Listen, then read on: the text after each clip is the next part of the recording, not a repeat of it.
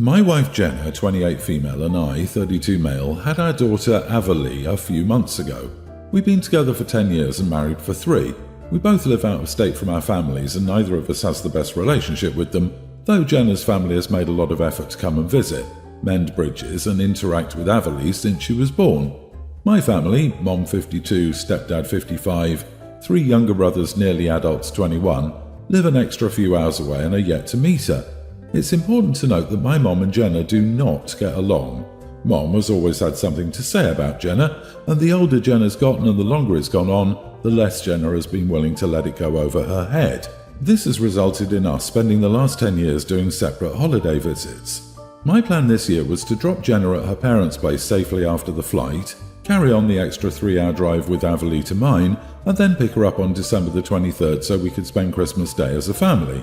Unfortunately, Jenna's response was simply no. In our house, no is usually a complete sentence, but I asked her why and her response was, "We talked about this when I was pregnant. You never had my back with your mom, so I don't trust you to advocate for Avalee, and since she's made no effort to be around her, I'm not comfortable with letting you take our baby into that environment without me, and I'm not going to go somewhere it's evident I'm not wanted." I brought up the fact that I want my daughter to know my step-parents and her side of the family and that Jenna was stopping that from happening, and how unfair it was to my mom given that her parents have been there at least twice a month since she's been born and have been able to have that bonding time. I told her I would drop her off and take Avalee anyway, or Avalee and I would fly into my parents' home airport, but one way or another, she would be meeting them this Christmas. That is when Jenna just cracked and broke. She started bawling and repeating how she couldn't believe I'd put her in that position, and when I told this story to my best friend at the pub, he even raised his eyebrow and said that it wasn't a good move. Jenna has been sleeping on the couch, and I'm beginning to feel awful and second-guess everything. Am I the idiot or am I right in standing my ground here? My wife doesn't want our daughter to meet my family. I am insisting, wife is melting down. You are the idiot. Your wife is absolutely correct. She put up with your mom's idiocy for 10 years.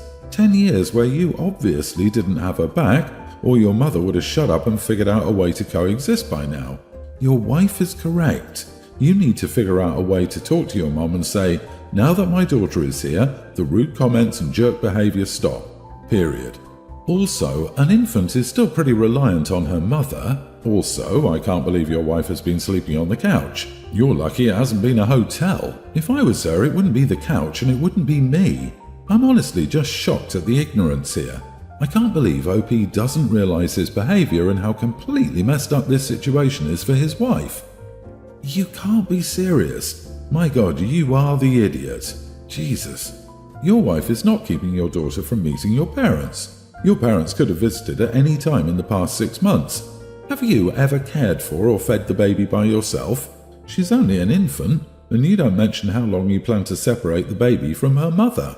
Plus, an infant will not suddenly know your freaking family members. Are you planning on flying out every month, taking your daughter with you?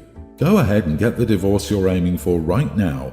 Ask for summer custody, and then maybe your family can visit during that time now that Jenna won't be in the house. But of course, it's just as likely they won't bother to travel either. Your family has made no effort to mend the relationship, and you admit your mother in particular treats your wife terribly.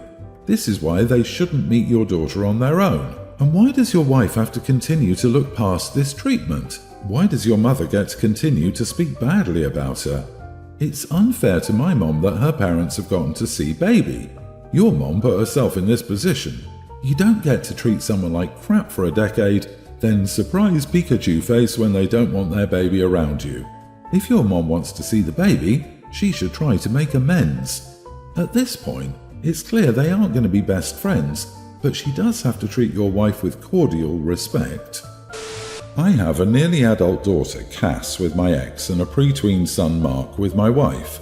Cass lives with my ex and is long distance. Ex moved, and I only see her once every other month. Mark lives with my wife and me full time.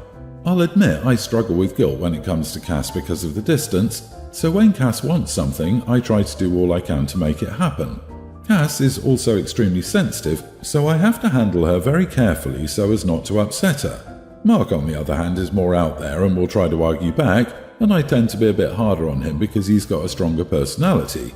About a month ago, Cass called saying she broke her brand new iPhone I'd given her as an early birthday present and asked me to pay to get it fixed for her. Since I rarely have the opportunity to do stuff for Cass, I said yes, sent her the money, and reassured her that I'm not mad. It was an accident, but please be more careful with her devices. A week later, Mark broke the iPad he's had for over 2 years. Mark is rough on his stuff and a bit on the clumsy side. I told Mark it's his fault for not paying more attention, and it's going to be a while until his iPad is fixed and the money will come out of his allowance, and I hope it teaches him to be more responsible. Mark started arguing with me, and I grounded him for 2 weeks but only followed through on the first week.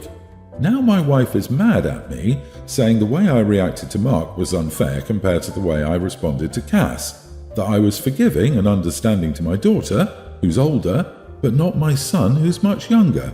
I tried to explain it as I don't see Cass much or get a chance to do as much for her, so anytime I can, I'm going to. I see and do stuff with Mark every day, so it's a different situation, and I handle each as needed. My wife still insists I dropped the ball on the way I dealt with Mark and said I should have treated him the same way I did Cass, and brought up the fact Cass broke her brand new iPhone only a month after getting it, while Mark had his iPad for over 2 years before anything went wrong. Edit. Cass's phone was broken when she asked a friend to toss it to her, and she accidentally dropped her phone while trying to catch it. Mark wore out the charge port on his iPad, possibly due to mishandling it. Mark also has motor skill delays. You are the idiot and a terrible father to both of your children. I feel so bad for Mark. He did nothing wrong. His iPad of 2 years had a normal wear and tear issue, and he was punished for it. As he gets older, he's going to feel the favoritism, and he's going to lash out more and more for it. You'll blame him even though it's your fault. If he's smart, he'll cut you off, and then you'll wonder why. And what's worse, your children will never really be able to be siblings. You've spoiled your daughter through your lack of parenting and created a monster who easily manipulates you. Your little son broke an iPad after 2 years of use and you punished him. Your wife is dead right about the double standard. Do you even like your son? Because when you describe Cass, there's already an apologetically sympathetic tone. Distance, guilt, sensitivity. If she needs money, you're ready to throw it to her. Then with Mark, you describe him as argumentative, stronger personality, and clumsy. The charging port on the iPad had an issue, so automatically you jump to blame him without thinking. Be real with yourself. Because of your guilt, you put Cass on a pedestal, and Mark can do no right because you see him every day, so his flaws are more apparent. This is going to drive huge wedges between Cass and Mark, if the distance already hasn't, and Mark and yourself. He can see your favoritism towards her. Be a better dad to Mark. He deserves an apology at the very least. Recently, I was at the local supermarket and I saw an old lady, probably about 70, parking in one of the expectant mother parking spaces. When she got out of the car, I was nearby and I just caught her eye, looked at her accusingly, and pointed at the sign. She looked embarrassed because, obviously, a 70-year-old isn't pregnant. To be clear, this supermarket has a bunch of these expectant mother parking spaces next to the handicapped ones. They're basically the second closest spots to the store and have a sign on it that says expectant mother parking and a picture of a stork carrying a baby on them. When I got home, I told my husband about how I'd seen her taking up one of those spaces, and he said I was in the wrong. He said an old lady should be able to use one of the expectant mother parking spaces even if she wasn't pregnant, because otherwise it could be a long walk for her, and there was always a bunch of them empty at the store anyway. But I think if she needs to walk less, you can probably just qualify for a handicap placard and should get one of those. Sorry, you are the idiot. You harassed someone's 70-year-old pensioner Gram, who was going to pick up her heart medication and supplies to possibly make her last Christmas pudding for the family Christmas. You are being a busybody and not minding your own business, to be honest. I mean, who goes far enough to shame an old lady? No one appointed you as the parking police. Disagree. The world needs more people like you, OP. We can't let these dangerous gangs of geriatrics take up parking spots willy-nilly. The entire world might devolve into lawlessness. Jeez, stop looking for things to be angry about. It's not your business. She wasn't breaking the law. She wasn't elbowing a 9-month pregnant lady out of the way to take the spot. It didn't harm you or, apparently, anyone else. A little bit of grace goes a long way. Parking in handicapped without a tag or placard? Screw those people, but you probably made an elderly lady feel like crap and it was unnecessary. I wish they called them for people who need a little extra help spaces. Truth. People are weirdly protective of them. I was 8 months pregnant and parked in one. Some self-appointed parking monitor walked up behind me, stating that I needed to move because that was only for expectant mothers or parents with small children. So I turned around. She stopped mid-rant. I then opened the back door and got out my toddler. She suddenly found somewhere else to be. My sister, 19, and I, 22 female, are not very close. I don't remember a time when she wasn't the sole focus of our parents' attention. She was diagnosed with a lung problem when she was born, and when she was 3 she developed a rare form of cancer. This meant our parents focused a lot on curing it, and they expected me to be on hand to entertain her, to keep her mind off of cancer, and to make sure she felt loved. Sometimes my parents scolded me for watching TV while she was sick because how could I take my focus off of her? She would try to get the attention of everyone after a while. When we were kids, we were left out of a couple of family weddings because the bride and groom didn't want her and my parents making her the center of attention on the day. They already did that to my mom's sister. On her wedding day, my sister puked that morning and my parents decided to tell the whole family beforehand because we'd be late. Then they showed up at the church and Mom went to the front with my sister and announced to everyone that my sister was okay.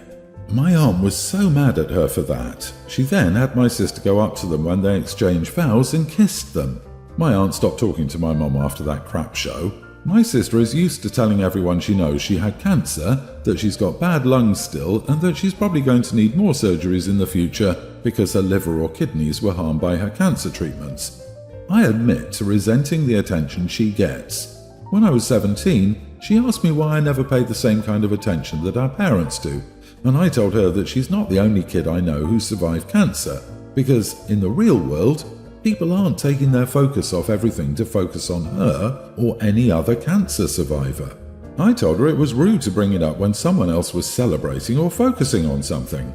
She asked me how it could be rude when people never tell her to stop. I told her people told Mom and Dad to stop, but they just didn't listen, and because she was a kid, they wouldn't say it directly to her. So I kind of walked away from my family after I moved out. My sister reached out to me recently though and wanted us to catch up. I was open to it, but once she got there, she started telling everyone about her cancer. She asked me to take days off work to spend with her because of cancer and bored. My girlfriend was over, bugged her for hours while I was at work, and then called to complain that my girlfriend wouldn't entertain her. When I got home that night, I told her if she wanted to be the center of attention that she needed to go to our parents because she won't get that anywhere else. She told me I was mean and I just resented her and it wasn't fair. Am I the idiot for what I said? Not the idiot. It's sad that your sister suffers so much, but you're also a human being and deserve to live your own life and receive your own attention. You aren't obligated to treat her the way your parents did, and your parents should have treated you better. Your parents hurt their children a lot. First, they hurt you by ignoring you. They hurt your sister by turning her into a self-centered brat who really thinks she's the center of the universe because that is what she'd been taught. Sister is what your parents made her. She won't change. You will be happier if you keep your association with her to a minimum and never invite her to visit again. Agreed. She's going to milk that cancer cow as long as she can. Sister called to complain to me that my girlfriend wouldn't entertain her. Holy crap. What 19-year-old needs to be entertained? Get a book, open an app and play games. Your sister's behavior will push many people away. It's good she starts realizing that now. The sooner the better. I, 22, am in college. I live in a rental apartment with my roommate, Simon, 28, and his preschool-aged son. The mother of the child is deceased and he got together with his now girlfriend but broke up 4 months ago. He was expecting a baby with her, and the baby was born this past Wednesday. I was in the middle of studying and preparing for my exam when Simon barged in, telling me his ex-girlfriend's mom had just called him and said she was in labour and he had to go to the hospital. He started begging me to take his son for a few hours, probably till midnight, so he could be there for his baby's birth. I declined and said I had so little time left and needed to focus on studying. He begged, saying that I wouldn't even feel his son's presence, but the kid is so hyperactive and hard to deal with, basically. He started raising his voice at me, saying I was being mean for no reason and that he had no one he knew who could take his son.